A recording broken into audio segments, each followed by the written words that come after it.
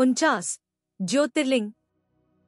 चातुर्मास्य प्रायः महाराज श्री देवास में ही किया करते थे। सीमोल्लंघन के लिए भी देवास से कोई 2 मील दूर एक गांव बिलावली, जहां शंकर जी का एक प्रसिद्ध मंदिर है, जाया करते थे। अब की बार ओंकारेश्वर जाने का कार्यक्रम बना था। 8-10 लोग साथ थे। एक छोटी सी बस जैसी गाड़ी की व्यवस्था कर ली गई थी। वर्षा ऋतु अभी पूरी तरह बीती नहीं थी। रास्ते में एक घाटी भी उतरना पड़ती थी। पहाड़ी वातावरण, सब ओर हरियाली, बलखाती सड़क, बड़ा सुहावना दृश्य था। बड़वाह से कोई 15 किलोमीटर नर्मदा पार करके नदी के साथ साथ रास्ता है। कोई 3 घंटे में हम लोग देवास से ओंकारेश्वर पहुंच गए थे। समय होगा लगभग 10 बजे। रास्ते में बस में ही शिवोपासना के बारे में बात होने लगी थी। महाराज श्री कह रहे थे, शिवलिंग उपासना निर्गुण सगुण की मिश्रित उपासना पद्धति है। ऐसा प्रतीत होता है कि लोग निर्गुण ब्रह्मा का लक्ष्य भी सामने रखना चाहते हैं तथा उपासना में भी रुचि रखते हैं। उनके लिए लिंग उपासना का विधान किया गया है। उपासना बिना किसी आधार के संभव नहीं, जिसके लिए ब्रह्मा का सगुण होना आवश्यक है। इसमें आकार का आधार मिल जाता है, इससे कम आकार संभव नहीं। प्रायः शिवलिंग आकाश जैसे गोल मटोल दिखाई देते हैं। आकाश को भी अनंत होने के कारण ब्रह्मा से ही उपमित किया जाता है। आकाश आकार रहित है, गुण रहित है, किंतु गोलाकार दिखाई देता है। उसी गोलाकार स्वरूप को लेकर शिवलिंग के रूप में ग्रहण कर लिया गया तथा उपासना आरंभ कर दी गई। कुछ शिवलिंग अनघड़ एढ़े-टेढ़े पत्थर हैं, जैसे कि केदारनाथ। बस एक चट्टान उभरी हुई है, उसी के ऊपर मंदिर निर्माण कर दिया गया है, जिस पर श्रद्धालु भक्त उसे शिव मानकर शताब्दियों से घी का लेप करते चले आ रहे हैं। अब तक लाखों टन घी का लेप हो चुका होगा। वह भी निराकार की ही साकार पूजा है। जब प्रतीक उपासना का आरंभ हुआ तो पहले प्राकृत पदार्थ जैसे सूर्य, चंद्र, कोई नदी, समुद्र या पर्वत इत्यादि को प्रतीक के रूप में लिया जाता था। धीरे धीरे पौराणिक युग का प्रवेश हुआ तो मनुष्य निर्मित प्रतिमाओं को प्रतीक रूप में लिया जाने लगा। यह प्रतिमाएं सगुण उपासना का आधार थी। इन दोनों युगों के बीच का युग था जब लिंग उपासना प्रचलित हुई।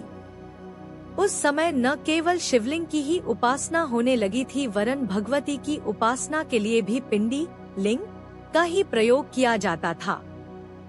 हिमालय में आज भी भगवती के कुछ प्राचीन मंदिर देखने में आए, जहां भगवती पिंडी के रूप में ही स्थापित है। इस प्रकार इसे वैदिक काल, लिंग काल तथा पौराणिक प्रतिमा काल 3 भागों में बांटा जा सकता है। शिव का अर्थ है कल्याण और जीव का कल्याण समाधि अवस्था की प्राप्ति में ही निहित है। इसीलिए समाधि अवस्था को शिवावस्था भी कहा जाता है। अब तो युग बदल गया है। भगवान शिव के फिल्मी ढंग के कई चित्र बनने लग गए हैं। पहले केवल समाधि में बैठे हुए, आंखें आधी मुदी हुई, ऐसे ही चित्र बनते थे। प्रश्न, भगवान शिव को भांग पीने वाला बताया जाता है। उनके पास भांग पीसने के लिए सिलबट्टा भी दिखाया जाता है। लोग भांग को शिव बूटी भी कहते हैं। उत्तर, हंसते हुए, भगवान शिव को क्या तुम कोई मानव समझते हो जो किसी प्रकार का कोई नशा करेगा? शिव के पास सिलबट्टा ही नहीं, एक पत्नी भी दिखाई जाती है तथा उनके पुत्र भी। कैलाश शिखर पर उनका निवास भी दिखाया जाता है तथा उनके पास एक नंदी भी है, जिस पर वह सवारी भी करते हैं। किंतु समाधि अवस्था को जो प्राप्त होता है वह तो केवल एक होता है। फिर शिव के पास इतना कुछ कहां से आ गया? सिर पर गंगा भी धारण किए हैं, हाथ में त्रिशूल भी ले रखा है। यह सब बातें मनुष्य को प्रतीकों के माध्यम से समझाने के लिए हैं। ब्रह्मा तथा उसकी शक्ति का प्रतीक शिव पार्वती है। भक्तों को शिव शक्ति प्राप्त करने के लिए साधन का नशा, मांग का नशा है। साधन सिलबट्टा है। जिस पर मन रगड़कर साधनावेश प्राप्त किया जाता है। कैलाश शिखर पर निवास अध्यात्म की उच्चतम अवस्था है। नंदी प्राण का प्रतीक है तो गंगा जी पापनाश का। उलझन तब पैदा होती है जब शिव शक्ति को प्रतीकात्मक नहीं, मानव समान देव मान लिया जाता है। बातचीत करते करते हम ओंकारेश्वर के समीप आ पहुँचे थे। उन दिनों ओंकारेश्वर जाने के लिए नर्मदा जी को नाव से पार करना पड़ता था। अब तो पुल बन चुका है। ओंकारेश्वर का मंदिर नर्मदा जी में एक छोटे से टापू पर स्थित है। टापू पर ओंकारेश्वर का मंदिर है तो इस किनारे पर ममलेश्वर का। दोनों का दावा है कि वही ज्योतिर्लिंग है। महाराजश्री मंदिर में दर्शन पूजन करने के पश्चात नर्मदा जी के किनारे बैठे थे। ज्योतिर्लिंग की बात चल रही थी। महाराजश्री कह रहे थे 12 ज्योतिर्लिंग हैं। केदारनाथ तथा विश्वनाथ उत्तर प्रदेश में, महाकालेश्वर तथा ओंकारेश्वर मध्य प्रदेश, घृष्णेश्वर, बैजनाथ, नागनाथ तथा त्र्यंबकेश्वर और भीमाशंकर महाराष्ट्र में, सोमनाथ गुजरात में, मल्लिकार्जुन आंध्र प्रदेश में तथा रामेश्वरम तमिलनाडु में। हिमाचल के कांगड़ा जिले में भी बैजनाथ का एक मंदिर तथा गुजरात में नागनाथ का मंदिर है। उन लोगों का दावा है कि उनका मंदिर ज्योतिर्लिंग है। बिहार में बैजनाथ धाम का भी यही कहना है। हर एक ज्योतिर्लिंग के पीछे पौराणिक कथाएं हैं। या तो किसी भक्त पर कोई संकट आया, या किसी ने घोर तप किया तो भगवान प्रकट हो गए तथा फिर ज्योति रूप में वहीं स्थिर हो गए। अब ज्योति तो कहीं दिखती नहीं। हाँ, शिवलिंग के दर्शन तथा विशाल मंदिर अवश्य हैं।